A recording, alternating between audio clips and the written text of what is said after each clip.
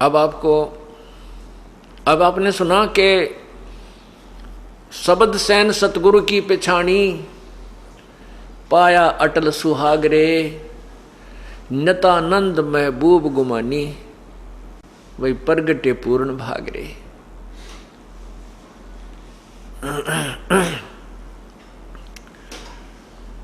शब्द San, San माने संकेत, इशारा। सतगुरु का हमने संकेत समझा। सतगुरु जी क्या बताते हैं कि मानुष जन्म दुर्लभ है, भाई मिले न बारंबार। तरवर से पत्ता टूट गिरे, वो बहुर न लगता डार। और परमात्मा पाने के लिए सभी बुराइयों को त्यागना पड़ता है। ये संकेत, ये जो ज्ञान आपको दिया जाता है, ये सतगुरु का ज्ञान समझकर जो प्राणी अपना जीवन बदल लेता है, अपना रास्ता बदल लेता है, बुराई त्याग देता है, भगवान का भजन करता है, वो सफल होता है। शब्द सैन सतगुरु की पहचानी, पाया अटल सुहागरे। ओए होए, अटल सुहाग। अब आत्मा का पति परमात्मा है। वो परमात्मा कौन है? जैसा कि आपको परसों बताया था, कल के सत्संग में बताया था कि एक ब्रह्म है जो ज्योति निरंजन है, जिसको क्षर पुरुष भी कहते हैं। ये ब्रह्म जो है 21 ब्रह्मांड का मालिक है, स्वामी है। और इसके ब्रह्मा विष्णु महेश ज्योति निरंजन ब्रह्म के पुत्र हैं, और दुर्गा इनकी माता है, शेरा वाली। ब्रह्म से ऊपर एक परब्रह्म शक्ति है जो एक सात संग ब्रह्मांड का मालिक है, स्वामी है। और परब्रह्म से ऊपर एक परम अक्षर ब्रह्म यानी पूर्ण परमात्मा सतपुरुष है, जो असंख्य ब्रह्मांडों का मालिक है, परमात्मा है। वो परमात्मा यानी सतपुरुष ही हम सभी आत्माओं का पति है, स्वामी है, मालिक है। जिसमें ये ब्रह्म भी आ गया, परब्रह्म भी, और ब्रह्मा विष्णु महेश वाली आत्माएं भी उसी परम पिता के, वो ही हम सब आत्माओं का पति है, स्वामी है। अब हम यहाँ आ गए हैं, यहाँ हम पति पत्नी बन गए हैं।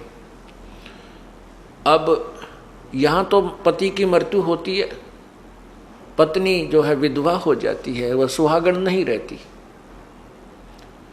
परमात्मा कहते हैं इस आत्मा की शादी, आत्मा का विवाह परमात्मा से करवाया जाएगा, और सही भक्ति करके आप उस परम पिता के अपने मूल पति के पास चले जाओगे। फिर कभी विधवा नहीं होगे, तो कभी आपका सुहाग नहीं उजड़ेगा, सदा सुहागन हो जाओगी। तो आपको अटल सुहाग मिल जाएगा, सदा के लिए सुहागन बन जाओगी, अर्थात आपकी मृत्यु कभी नहीं होगी। और वो अमर पति मिल जाएगा जिसकी मृत्यु कभी नहीं होती। शब्द सैन सतगुरु की पहचानी, पाया अटल सुहागरे, नतानंद महबूब गुमानी। ओए होए, भाई प्रगटे पूर्ण भागरे। अब उस दिन को सराह रहा है, उस दिन की प्रशंसा कर रहे हैं नित्यानंद जी। जिस दिन वो संत के वचन सुनने को मिले, घर के पास में किसी और भगत के सत्संग हो रहा था। कहते मेरे कोई पूर्वले पर कोई अच्छे भाग थे मेरे, जो ऐसे संत मुझे मिले। नित्यानंद महबूब गुमानी। अब देखो पुण्यात्माओं, जिनको परमात्मा पाना है, जिन्होंने, उनकी हर क्रिया में एक न्यारी कसक होती है। अब गुरुदेव को महबूब कह रहे हैं, महबूब गुमानी, गुमानी दास। महबूब का अर्थ क्या होता है? सबसे प्रिय व्यक्ति। सबसे प्रिय व्यक्ति को महबूब कहते हैं, सबसे प्रिय वस्तु को, यानी सबसे प्रिय। महबूब शब्द प्रयोग किया गुरुदेव के लिए, तो कहते हैं नित्यानंद महबूब गुमानी। भाई प्रगटे पूर्ण भागरे। मेरे कोई अच्छे भाग थे, पूर्ण भाग थे, जो संत के दर्शन हुए और ये ज्ञान मुझे प्राप्त हुआ।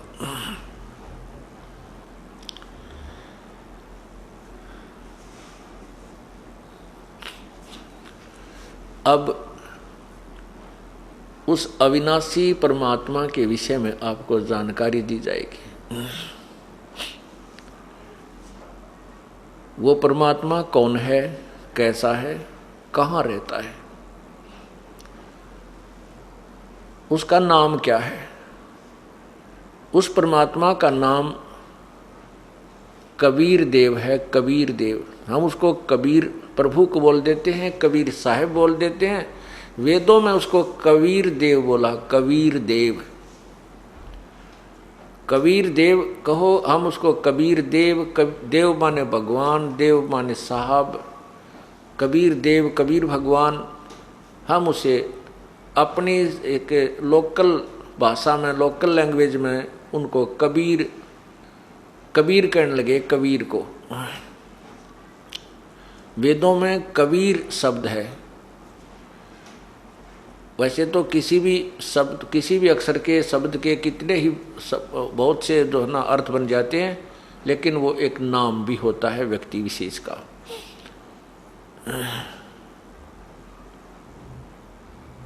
तो वो कबीर देव पूर्ण परमात्मा है। उसी वह परमात्मा सतलोक में रहता है, और सतलोक से ऊपर 3 लोक और हैं, अलखलोक, अगमलोक, अनामी लोक, अकय लोक जिसे कहते हैं। अनामी कहो चाहे अकय कहो। वो परमात्मा ऊपर के सभी 4 लोकों पर कंट्रोल करता है, और नीचे के सभी ब्रह्मांडों पर भी उसी का आधिपत्य है। यहाँ का अलग से जो शासक हैं वो ब्रह्म और परब्रह्म हैं।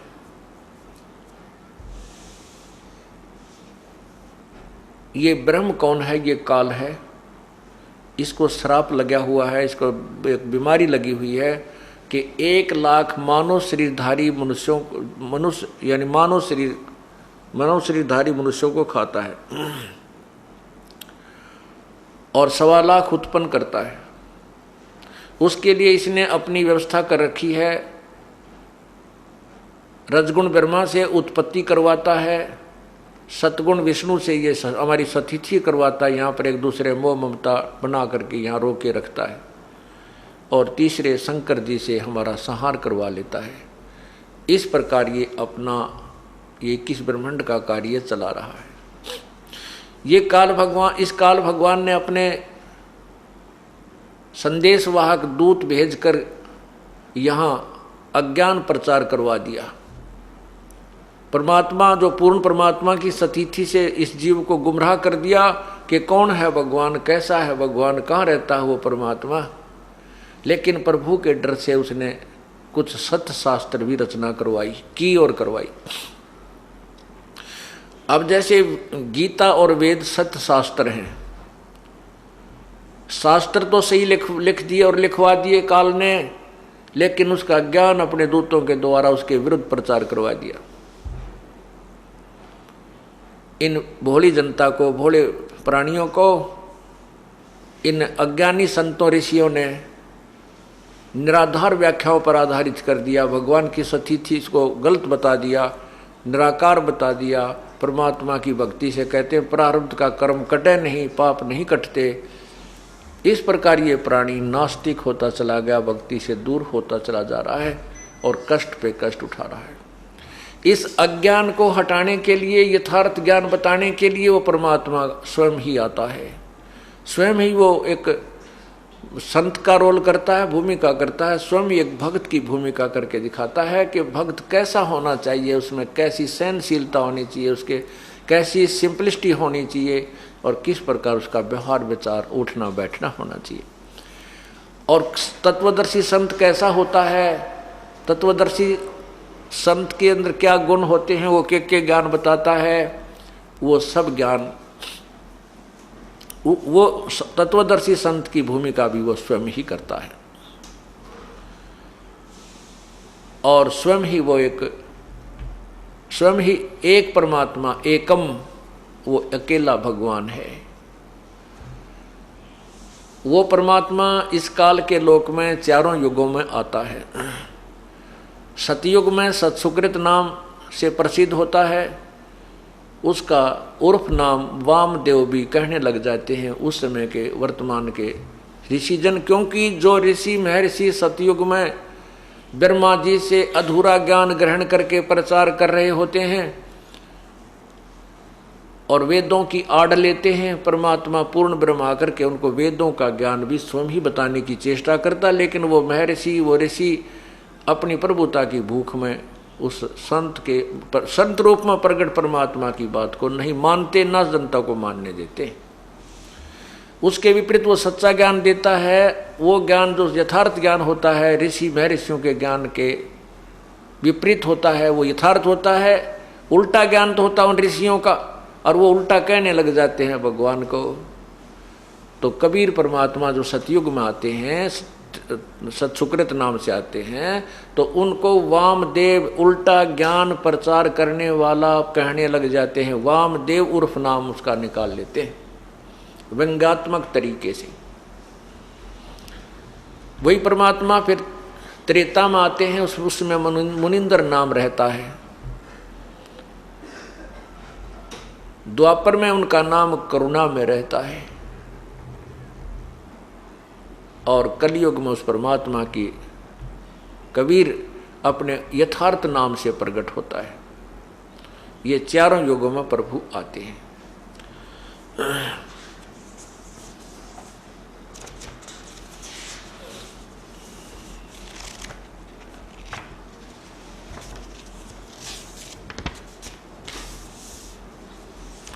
तो चारों युगों में आकर के परमात्मा अपनी लीला करके जाते हैं, ताकि वो की हुई लीलाएं अब कलयुग के अब भक्ति काल में आपके समक्ष हों और आपको विश्वास हो जाए कि परमात्मा कबीर जी ही है।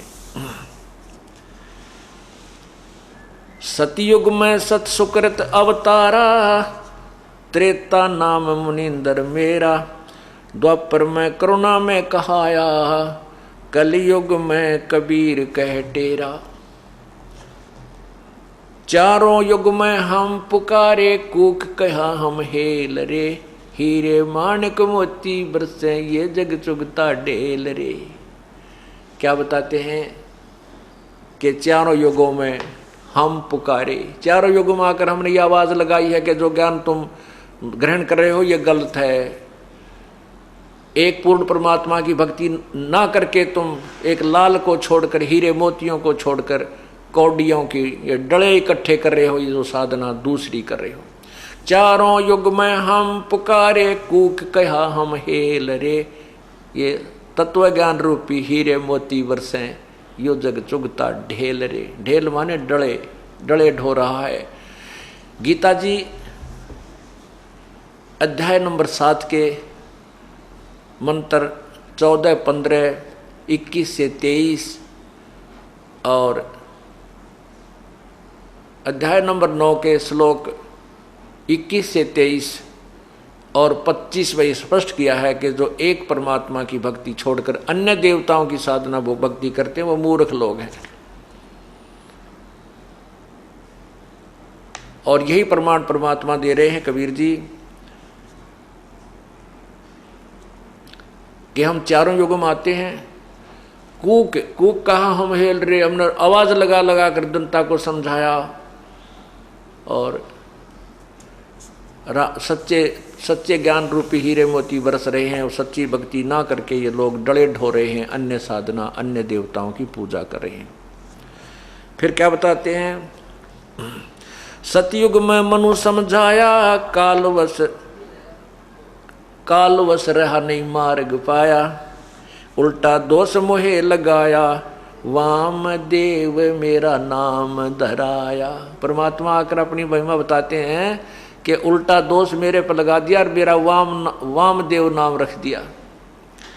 सतयुग में मनु समझाया, मनु जी को परमात्मा आकर मिले, उसने सोचा ये मनु जी बहुत प्रसिद्ध हैं और यदि ये मान जाएंगे तो सारे समाज को, भगत को, मनुष्यों को ये समझा देंगे, लेकिन ये मान बड़ा इस जीव को परमात्मा के निकट नहीं आने देती। अब मनु जी की महिमा हो रही थी, सब ऋषि जन उनका आदर करते थे। अब मनु जी भगवान की वाणी को नहीं माना, उल्टा उन्हीं को दोष दिया। सतयुग में मनु समझाया, काल वश रहा नहीं मार्ग पाया, उल्टा दोष मोहे पर लगाया, वामदेव मेरा नाम धराया। सत्सुकृत कम कहते थे, वामदेव ज्यादा कहने लगे। त्रेता में त्रेता में नर नील चिताया, लंका में चंद्र विजय समझाया। सीख मंदोदरी रानी मानी, समझा नहीं रावण अभिमानी। विभीषण की नी सेव हमारी, ताते हुआ लंका छत्रधारी। कहते हैं कि मंदोदरी ने तो हमारी बात को माना, लेकिन रावण अभिमानी नहीं माना।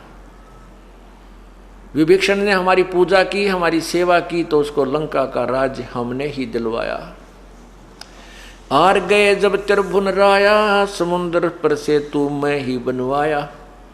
जब समुद्र पर पुल बना रहे थे, न वो नल नील से बन रहा था, ना भगवान श्री राम बनवाने में समर्थ थे, क्योंकि वो 3 दिन तक समुद्र में खड़े होकर के समुद्र से याचना कर रहे थे कि हे सागर राज, मुझे रास्ता दे दे। तब समुद्र ने एक विपर रूप धारण किया और बाहर आया, आकर के कहा, प्रभु आप ऐसा काम करो, लाठी भी ना टूटे और सर्प भी मर जावे, आप मुझे जलाओ मत, क्योंकि भगवान श्री राम ने अग्नि बाण निकालकर समुद्र को जलाना चाहा था। तब समुद्र ने मानव रूप धारण करके बाहर आकर के कहा था, समुद्र देवता ने, यानी इन प्रत्येक, जैसे सूर्य है, प्रकाश के जितने स्रोत हैं, और समुद्र है, वन है, पृथ्वी, इनका सब एक एक देवता होते हैं। वो जल देवता नहीं है, उस जल का कंट्रोलर, जैसे सिंचाई विभाग में चीफ इंजीनियर होते हैं, कंट्रोलर होते हैं, ऐसे वो देवता प्रकट हो गया उनके सामने आकर। तब उन्होंने बताया था कि आपके सेना में नल और नील नाम के 2 सैनिक हैं, इनके हाथ में शक्ति है। वो शक्ति नल नील को कैसे प्राप्त हुई थी, डिटेल में तो आगे बताऊंगा, केवल एक संकेत आपको देता हूं। पहले ये भूमिका बना रहे हैं इस सत्संग की। तो नल नील भी नहीं कर सके। परमात्मा कबीर मुनिंदर नाम से त्रेता युग में आए हुए थे, नल नील उनकी शरण में आए थे। तब उनको परमात्मा ने एक शक्ति दी थी कि उनके हाथ से कोई वस्तु पानी में नहीं डूबेगी। तो नल नील भी उस दिन अभिमानी बन गए थे, तो भी तभी परमात्मा ने स्वयं जा करके एक अक्षेत्र के पहाड़ के पत्थरों को हल्का कर दिया था अपनी शक्ति से। उस पहाड़ के पत्थरों को उठा करके समुद्र पर पुल बनवाया गया था। आर गए थे जब त्रिभुवन राया, समुद्र पर सेतु मैं ही बनवाया। 3 दिवस राम अर्ज लगाई, समुद्र पर गटे युक्ति बताई। नल नील की शक्ति बताई ही, नल नील में मस्ती छाई। उन्हें कीन्या याद गुरुदेव, ताते हम शक्ति छिन लेव। नल नील को लगी अंघाई, ताते पत्थर तेरे निभाई। मैं कीने हल्के वो पत्थर भारी, सेतु बंधा रघुवर सेना तारी। मैं कीने हल्के वह पत्थर भारी, वो भारी पत्थरों को मैंने हल्का किया था। तब सेतु बांध रघुवर सेना तारी। तब उन हल्के हुए पत्थरों से समुद्र के ऊपर पुल बनाकर रघुवर यानी भगवान श्री राम ने सेना को पार किया। लीने चरण राम जब मोरे, लक्ष्मण ने 2 कर जोड़े। जब वो पत्थर हल्के हो गए और तैरने लगे, परमात्मा पूर्ण ब्रह्म जी कहते हैं कबीर जी कि जब मुनिंद्र रूप में मैं संत रूप में आया था, ऋषि रूप में, तब श्री राम ने मेरे चरण लिए और लक्ष्मण ने 2 हाथ जोड़कर मेरे से मेरी प्रशंसा की, बधाई दी, धन्यवाद किया। लीने चरण राम जब मोरे, लक्ष्मण ने 2 कर जोड़े। दोनों बोले एक विचार, ऋषिवर तुम्हारी शक्ति अपार। दोनों भाई राम और लक्ष्मण ने कहा कि हे ऋषिवर तेरी शक्ति अपार है। दोनों बोले एक विचार, ऋषिवर तुम्हारी शक्ति अपार। हनुमान नतमस्तक होया, अंगद सुग्रीव ने मान्या लोहा। कहते हनुमान जी भी नतमस्तक होए जब ऐसी लीला देखी। और अंगद जैसे महाबली जिन्होंने रावण के दरबार में अपना पैर रख दिया था कि अगर तू तेरे कोई योद्धा है तो मेरे पैर न हटा दे। कहते हैं रावण की सारी सेना लगी थी तो भी उसका पैर नहीं हटा था, डग से डगमग नहीं हुआ था, टच से मस नहीं हुआ। ऐसे महाबलियों ने, सुग्रीव जैसे विद्वान ने भी कहते हैं मेरा लोहा मान्या, अर्थात मेरी महिमा से प्रभावित हुए, मेरी शक्ति से प्रभावित हुए। परमात्मा स्वयं बता रहे हैं कबीर जी, हनुमान नतमस्तक होया, अंगद सुग्रीव ने मान्या लोहा, सेतु बंद का भेद न जाने भाई, सोके देने राम बड़ाई। सेतु बंद का मर्म न जाने भाई, यानी इसकी वास्तविकता परिचित नहीं है, और केवल कहते हैं श्री राम ने पुल बना दिया। श्री राम जी ने तो पुल नहीं बनाया, क्योंकि उन्होंने तो समुद्र से याचना की, समुद्र ने आके नलनील का नाम लिया, नलनील ने कोशिश की, क्योंकि उस दिन उन्हें अभिमान हो गया, उनके हाथ से वो पत्थर नहीं तरे। फिर स्वयं परमात्मा को याद किया, प्रकट हुए और उनका पत्थर हल्के किए गए, तो वो पुल बनाया। रामचंद्र कह कोई शक्ति नारी, जिन ये रची सृष्टि सारी। रामचंद्र जी तो खुद कहते हैं वो परमात्मा कोई और है जिसने सब ब्रह्मांडों को रचा है। अज्ञानी कह रामचंद्र रचने हारा, जिन दशरथ घर लीन अवतारा। ऐसी भूल पड़ी धर्मदासा, यथार्थ ज्ञान न किसी ही पासा।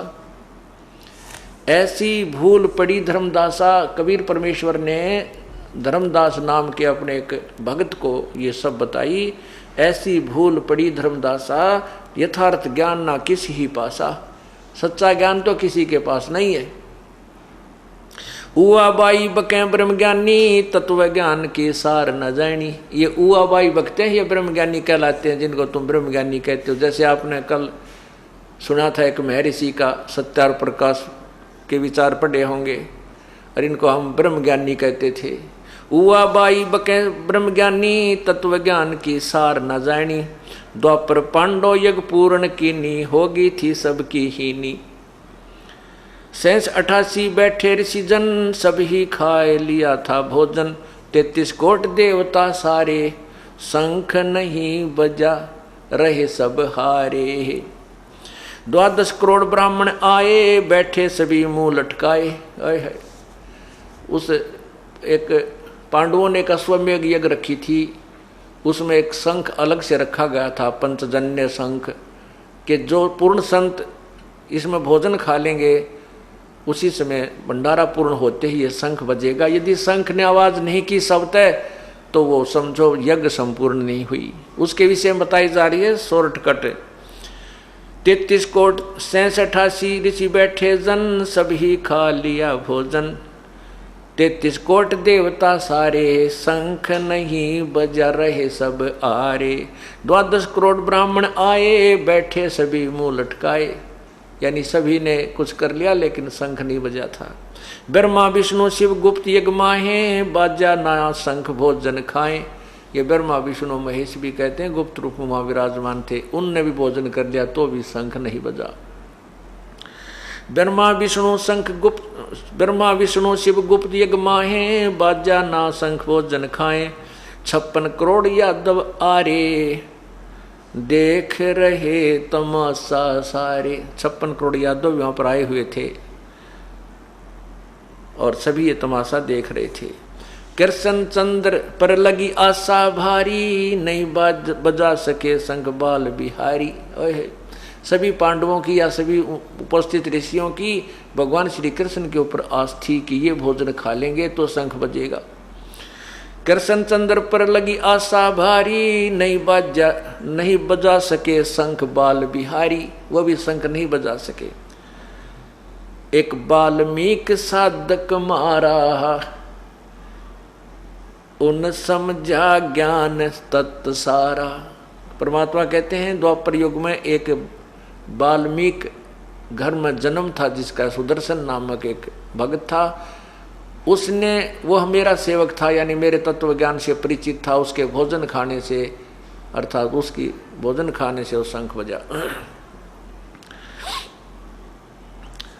एक वाल्मीकि साधक मारा, उन समझा ज्ञान तत् सारा। श्री कृष्ण जब ध्यान लगाया, निरंजन ने गुप्त भेद बताया। अब श्री कृष्ण जी, क्योंकि वहाँ का जो मुख्य यज्ञ करता था पांडवों के गुरुजी थे। अब उनके किसी से भी जब शंख नहीं बजा तो श्री कृष्ण जी भी, ये भगवान विष्णु ब्रह्मा शिव जी भी जब दुखी होते हैं, इनसे कार्य पूरा नहीं होता है, तो ये किसी परम शक्ति की तरफ अपना ध्यान लगाते हैं और शक्ति की ओर। तो इनका जो कंट्रोलर है ज्योति निरंजन, ये ब्रह्म है, उसने गुप्त रूप से प्रेरणा की कि तुम्हारा काम मैं बताता हूँ कहाँ से बनेगा। एक ऐसे वाल्मीकि नाम का एक साधक है, उसको तुम लाओ बुलाकर, तो तुम्हारा काम बनेगा। श्री कृष्ण जब ध्यान लगाया, निरंजन ने गुप्त भेद बताया, कृष्ण चंद्र पांडव समझाया, एक सुदर्शन भगत बताया, वह यज्ञ में आवे भाई, तब ये शंख बजा आवाज कराही, वाल्मीकि है साधक पूरा, पूर्ण प्रभु के चरण हजूरा। श्री कृष्ण जी पांडवों को समझा रहे हैं कि एक वाल्मीकि कुल में एक साधक है और वो पूर्ण है। पांचों पांडव चले सुदर्शन पासा, मैं कीन्या एक अजब तमाशा। परमात्मा कबीर जी धर्मदास को बता रहे हैं कि जो पांचों पांडव और कृष्ण जी मेरी तरफ सुदर्शन की झोपड़ी की तरफ चलने लगे, मेरे सेवक की तरफ, तो मैंने एक और तमाशा किया। पांचों पांडव चले सुदर्शन पासा, मैं कीन्या एक अजब तमाशा, भेज दिया सुदर्शन के ठोरा, सुदर्शन रूप धर बन बैठा बोला। परमात्मा कहते हैं मैंने अपनी गुप्त प्रेरणा से सुदर्शन जी को तो कहीं और भेज दिया, और उसके स्थान पर मैं खुद बोला बड़ा वैसा ही बनकर बैठ गया। 6 जनों मोए अष्टांग लगाई, तब मैं वाके संग यज्ञ में आई, मोए देख मन में सब हंसी आई, यह शूद्र कैसे शंख बजाई। जब उनके साथ यज्ञ में आया तो वहाँ ऋषि मैं ऋषि बैठे थे, और मेरी वेशभूषा को देख करके एक वाल्मीकि यानी एक शूद्र की वेशभूषा मुझे देखकर सब ने हंसी आई, और न सोचने लगे, ये कहने लगे कि ये कैसे शंख बजाएगा, ये काहे का ऋषि ढूंढ के लाए हैं।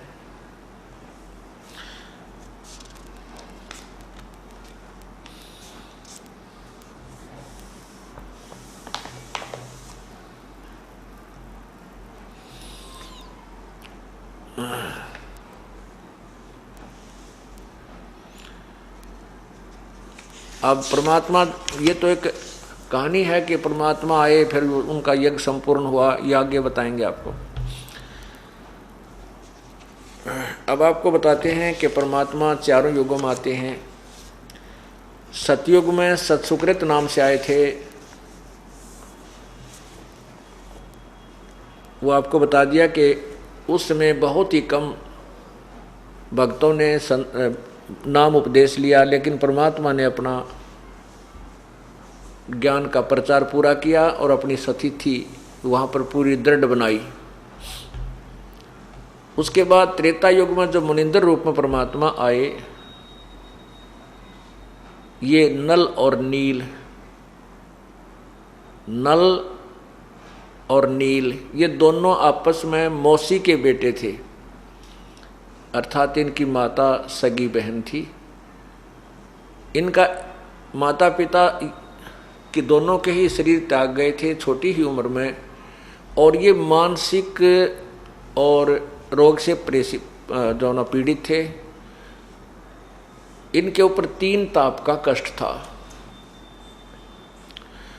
इन्होंने अपने कष्ट निवारण के लिए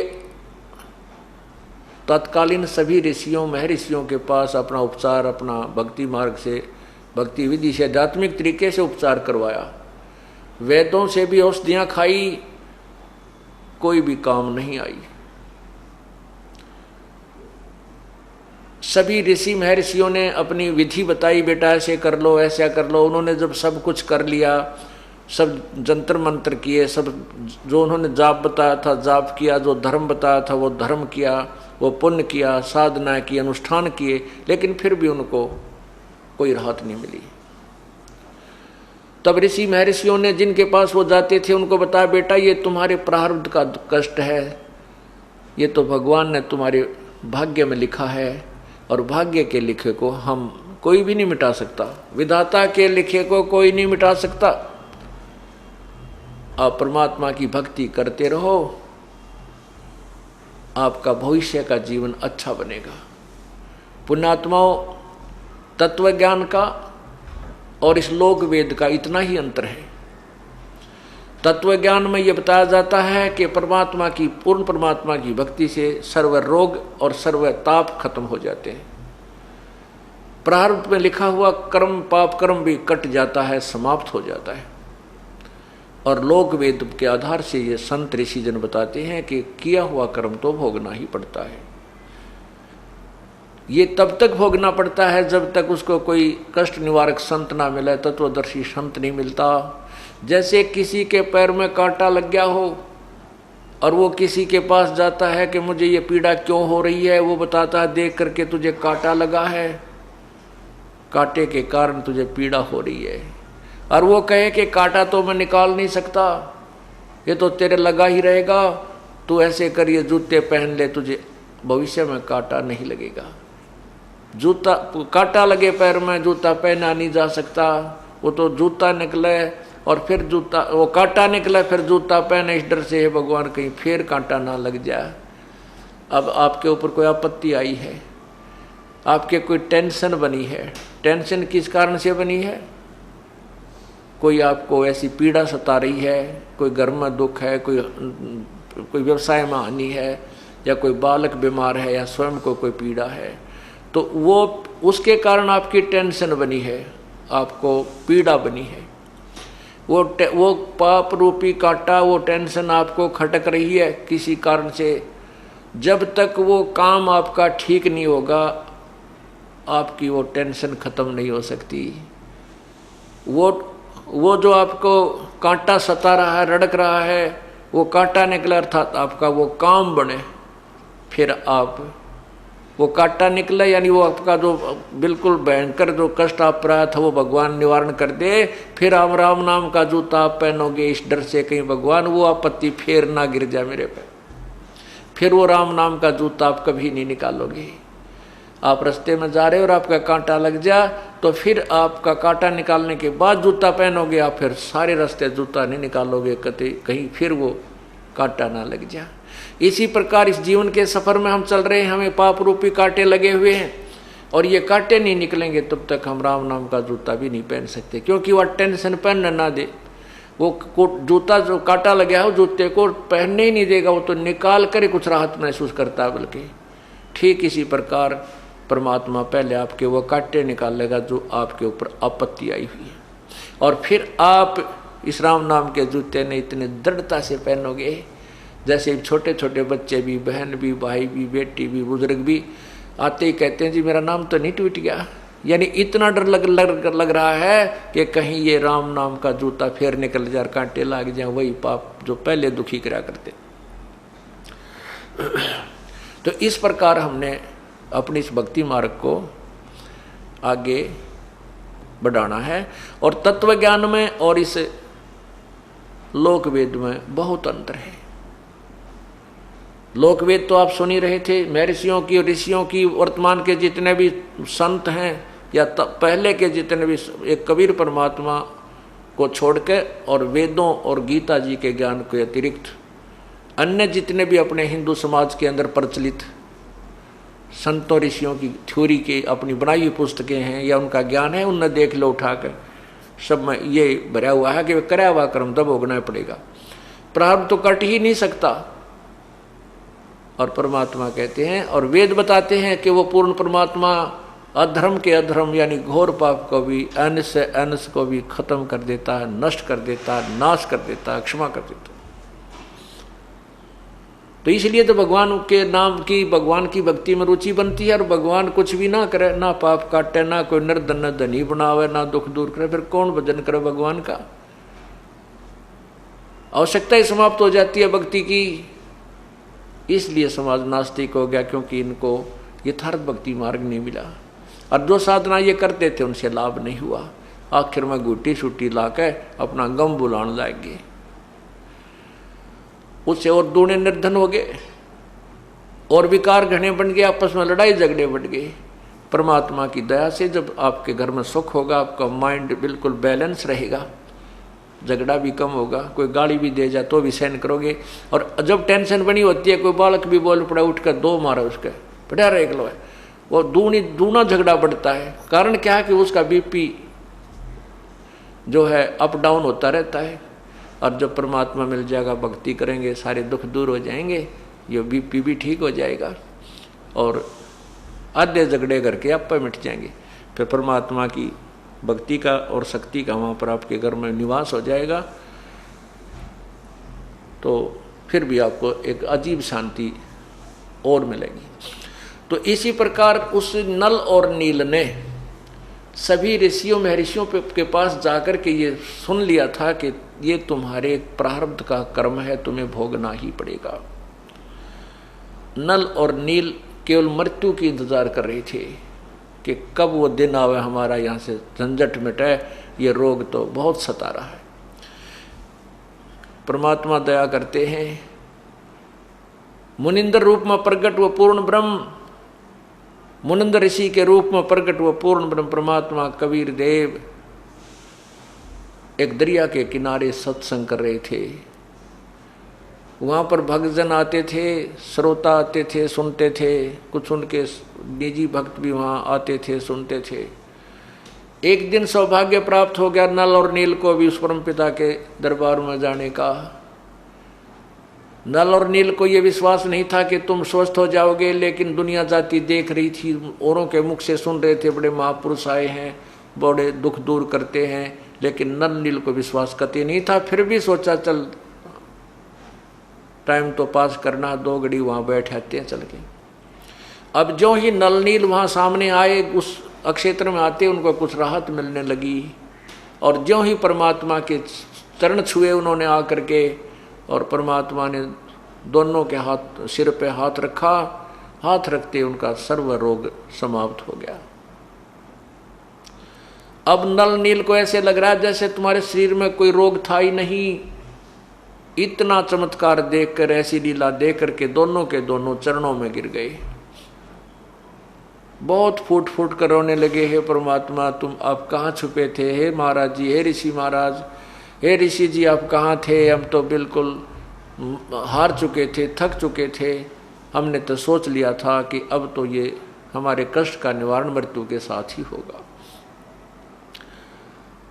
सारी कहानी बताई कि हे ऋषिवर, हमने सभी ऋषियों से, महापुरुषों से उपदेश भी लिया, उनके द्वारा बताई विधि का भी प्रयोग किया, साधनाएं भी की, लेकिन हमारा कोई कष्ट दूर नहीं हुआ था। आज आपके आशीर्वाद मात्र से हम स्वस्थ हो गए प्रभु।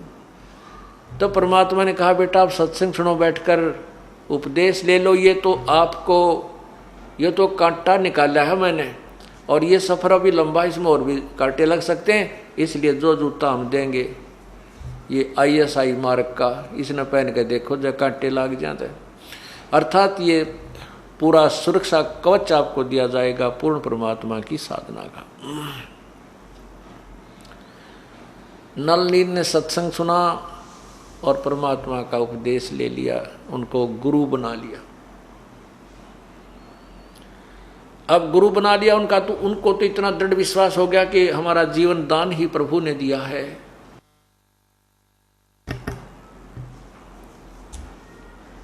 और सत्संग के अंदर वचन सुना करते थे। क्या वचन सुनाते हैं संत जन? कि भाई जैसे कपड़ा मैला हो जाता है, उस कपड़े के मैल को साफ करने के लिए कई विधि अपनाता है धोबी। कुछ तो मैल ऐसे होते हैं, कुछ तो मैल ऐसा होता है जो केवल पानी में धोन मात्र से समाप्त हो जाता है। कुछ ऐसा मैल होता है उसको साबुन ही लगा करके नष्ट किया जा सकता है। कुछ ऐसे दाग होते हैं जो ड्राई क्लीन से होते हैं। ठीक इसी प्रकार हमारी आत्मा जो अंतःकरण रूपी कपड़ा बहुत युगों से मैला हो चुका है, इस मैल को यानी पाप कर्मों को नष्ट करने की विधि कई प्रकार की अपनानी पड़ेंगी।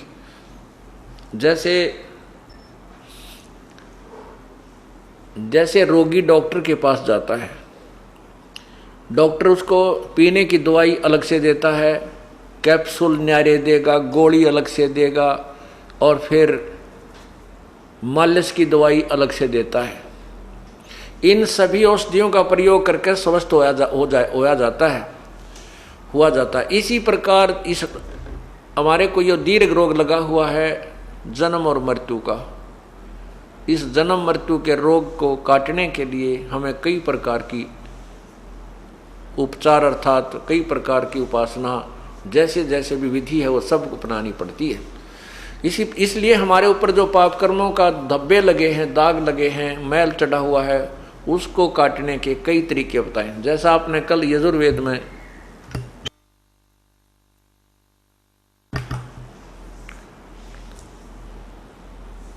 पढ़ा के दान देने वाले के पाप को परमात्मा नष्ट कर देता है। फिर भक्ति कर्म चाहे देवता करो, देव माने चाहे ऋषि करो चाहे भक्त करो, सभी के पापों को वो पूर्ण परमात्मा नष्ट करता है। इसी प्रकार जैसे कुछ तो पाप ऐसे हमारे सेवा से कटेंगे। यहाँ सत्संग में आने से हम जितनी कुछ सेवा करेंगे, कोई जिसकी भी जैसी इच्छा है, जैसी भी उसका शरीर काम कर सकता है, नियत यार है मैं सेवा करूं। यहाँ पर केवल एक प्रभुता की भूख लेकर नहीं आवे, एक रोगी बनकर आवे। जैसे डॉक्टर के पास रोगी कितना ही सेठ हो चाहे अफसर हो अधिकारी हो, जब उसको ये पता चल जाएगा कि तुझे कोई भयंकर बीमारी है और वो क्लियर नहीं हो पा रही है, उसके ट्रीटमेंट के लिए जो हॉस्पिटल में जाता है तो उस समय वो भूल जाता है तू कौन है, तू क्या है। वो अपने आप को एक रोगी समझता है और रोग कटाना उसका उद्देश्य होता है। डॉक्टर के पास उसके नखरे नहीं होते। जहाँ डॉक्टर कहता है लेट जा, वो लेट जाता है। वो कहता है वहाँ जाइए रिपोर्ट लेकर, वो चल पड़ता है। वहाँ बैठ जाइए, वहाँ इंतजार करता है। इसी प्रकार हमने सत्संग में आकर के अपने आप को उस रोगी की तरह समझना चाहिए कि हमारे जन्म मृत्यु का दीर्घ रोग लगा हुआ है और गुरुजी वहाँ पर डॉक्टर होते हैं, उनके हर एक आज्ञा का पालन करना हमारा कर्तव्य बनता है। तो यहाँ पर आओगे तो सेवा करने की नीत हो। जैसे कोई कुछ भी काम चल रहा है, क्योंकि यहाँ पर कहीं शेड लग रहा है कि तो चिनाई हो रही है या कोई खाने पीने का व्यवस्था है या बस ये टाट बिछाने हैं, तो एक भक्त टाट बिछाने लग रहा है तो आपकी नीयत हो उठ कर मैं भी मदद करूं। अगर वो ज़्यादा हो जाते हैं, नीयत आपकी रहे कि मैं करूं।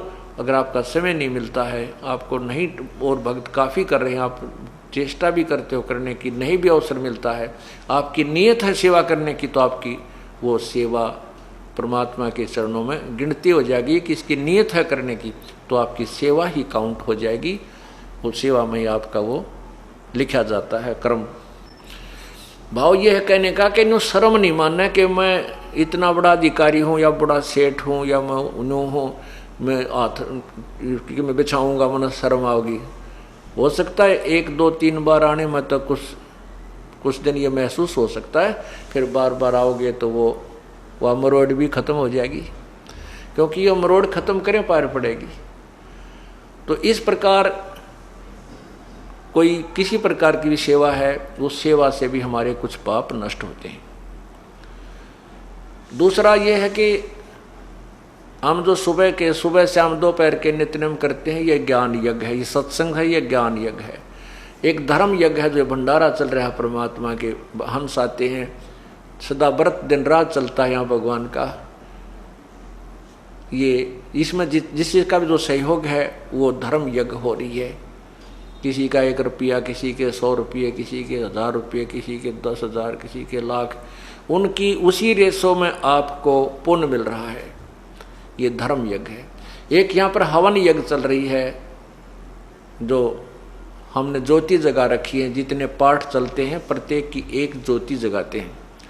एक ज्योति में लगभग 3 दिन के अंदर 1 किलो घी, 750 ग्राम घी, अच्छी मोटी ज्योति बन जाता है 1.25 किलो घी भी लग जाता है। अब ये तो 5 दिन चलेगा। तो इस प्रकार ये हवन यज्ञ हो रहा है। इस 5 दिन के अंदर लगभग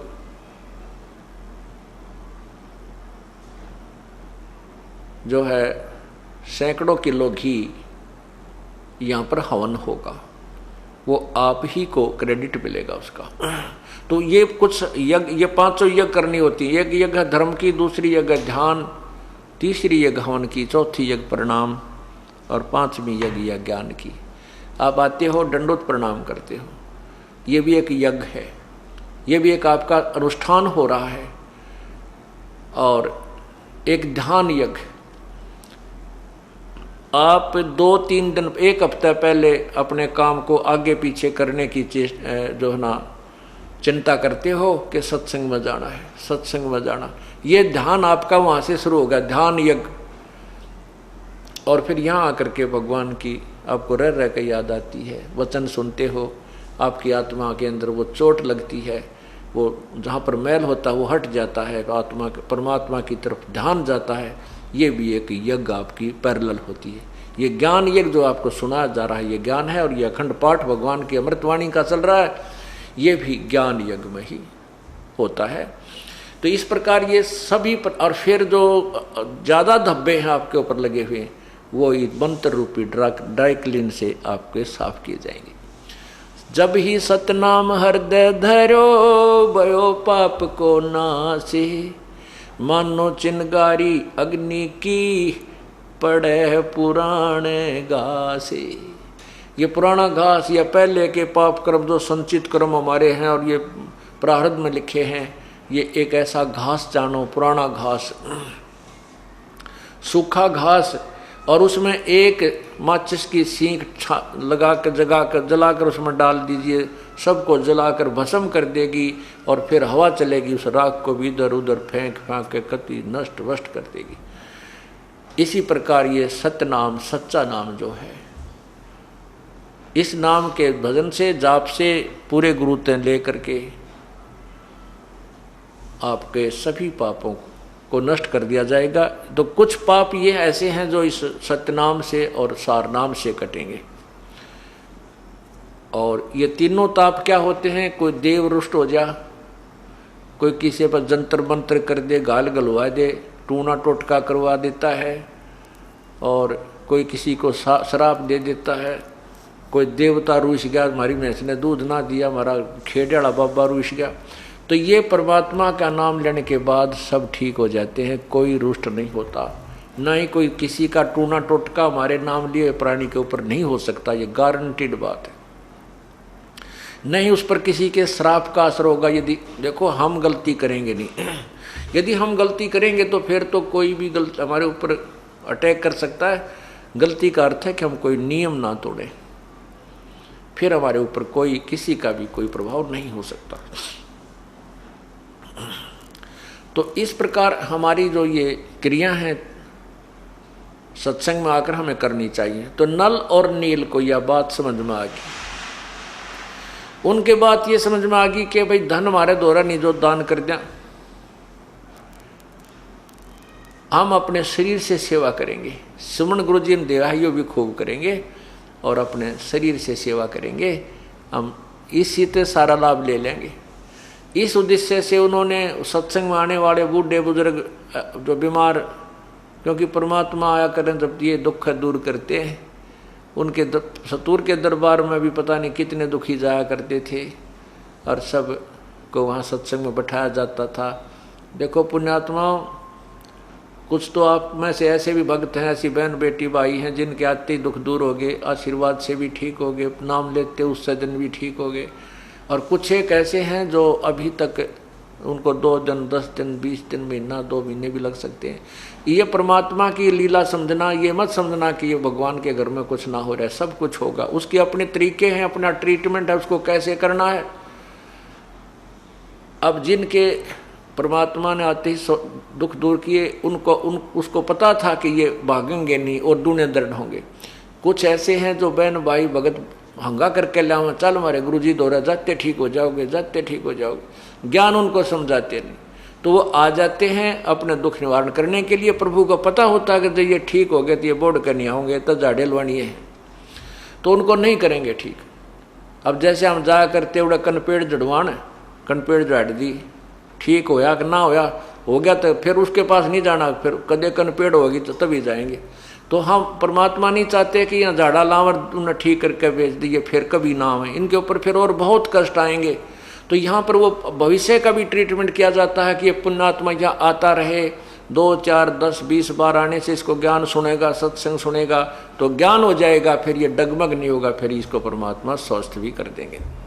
यदि उसको पहले स्वस्थ कर दिया तो उसको और भयंकर दुख हो जाएगा, वो तो दुख दूर होगा, लेकिन आगने वाले समय में और भी बहुत कष्ट उस प्राणी थे, उनका बचाव नहीं हो पाएगा।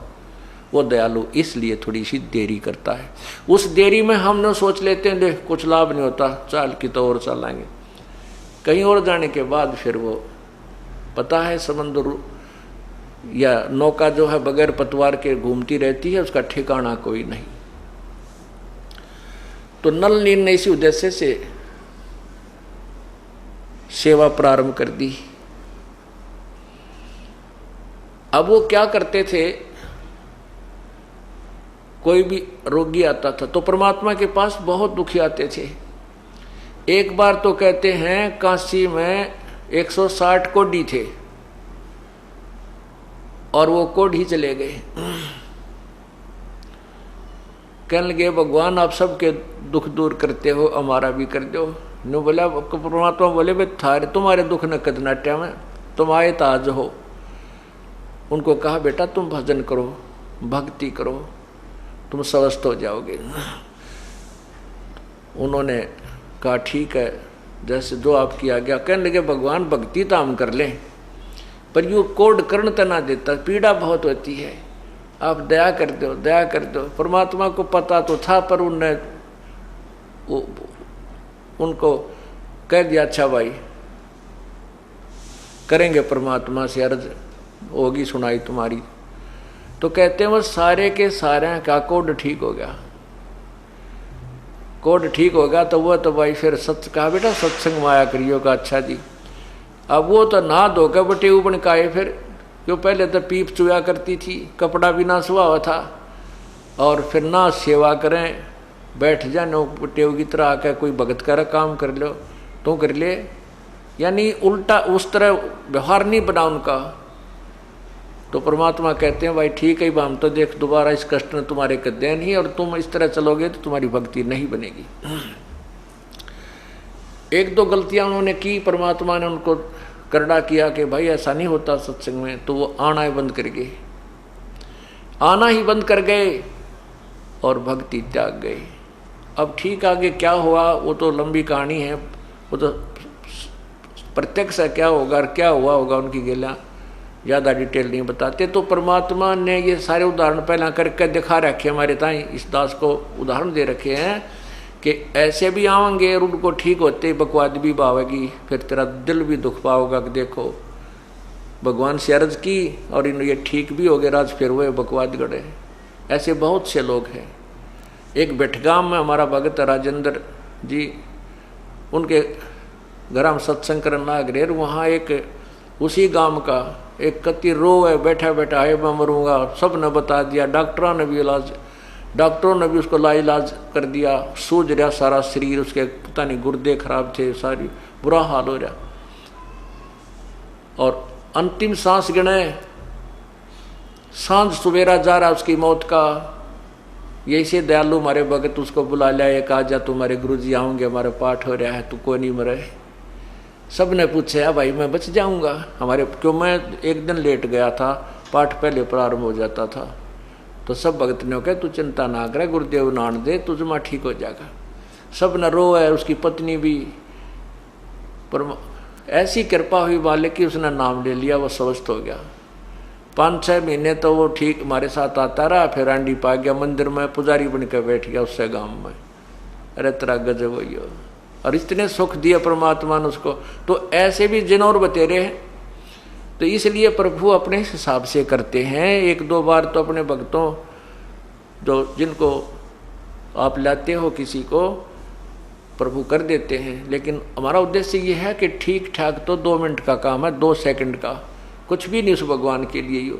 परंतु उन्हें तो और दुख दिखाई दे है कि यो नादान जाए फिर हमारे इस रास्ते से भटक गया। तो काल तो बाट देखा इसकी, काल तो इंतजार कर रहा कि ये पुण्य तो कमाओगा यहाँ पर, शुभ कर्म तो यहाँ करके जाओगा, और उसकी बिरान में टिक करवाओगा काल, फिर उसको कितना राजा बना देगा, कितना मेंबर बना देगा, कितना एमएलए बना देगा, और उसकी करवा के खराब कमाई ने और गधा बना देगा। परमात्मा को पता है ये मेरी आत्मा है, और काल के जाल में तुरंत फंस जाती है। मेरे ज्ञान को तो मैं 10 वर्ष समझाऊं और दूसरा एक दिन में उसकी सारी बात मेरी ज्ञान को काट के वो काल का दूत उसमें फिट कर देता है मेरे भक्त में और मेरे से दूर कर देता है। अंत कोट बाजी जहां हम रचे सकल ब्रह्मंडे, कहे कबीर मैं के करूं ये काल करे जीव खंडे। परमात्मा कहते हैं कि मैं सारी सृष्टि की रचने वाला हूं, मैं इतनी समर्थ शक्ति होते हुए भी अब मैं के करूं यो काल मेरे जीव को, मेरी आत्मा को, जो मेरी शरण में आ चुका है उसने भी खंड कर देता, उसका नाम तुड़वा देता, कोई न कोई बकवाद गढ़ा के, कोई बहाना बना के। अनंत कोट बाजी जहां हम रचे सकल ब्रह्मंड। गरीबदास जी बताते हैं, कबीर जी यूं कहते हैं, कह कबीर मैं के करूं यू काल करे जीव खंड। यू काल जो है हमारे जीव को खंड कर देता है, यानी तोड़ देता है, उसको अपने पाले में ले जाता है। हमने शुभ कर्म तो करते हैं परमात्मा के बताई विधि से, 1 2 4 साल हम साधना कर लेते हैं, हमारे पास वो भक्ति का धन हो जाता है और फिर हम सत्संग त्याग जाते हैं। उस अपने किए हुए सत्संग के दौरान शुभ शास्त्र अनुकूल साधना में किए हुए पुण्यों को फिर ये प्राणी अन्य योनियों में अन्य जन्मों में मनुष्य जीवन पाकर प्राप्त करता है, तो उसमें वो अच्छा राजा भी बन सकता है, सेठ भी बन सकता है, उसी के पुण्य होते। और यदि उसको आगे भक्ति नहीं मिलेगी तो फिर वो पूंजी समाप्त हो जाती है। तो इसलिए हम हर दृष्टिकोण को सोचकर परमात्मा की आज्ञा अनुसार यहाँ सब क्रिया की जाती है। आप कोई लेट भी हो रहा है, किसी को कोई आराम नहीं हो पा रहा है, उसके लिए बताया कि द्वार धनी के पड़ा रहे धक्के धनी के खा, 100 काल झकझोल ही पर द्वार छोड़ ना जा। राम नाम रटते रहो, राम नाम रटते रहो, जब तक घट में प्राणे, कदे तदीन दयाल के बनक पड़ेगी कानी। कभी तो उस दीन दयाल के यानी परमात्मा कभी तो सुनेगा जरूर आपकी। और यही भगवान है जो सुनने वाला, और कोई सुन भी नहीं सकता।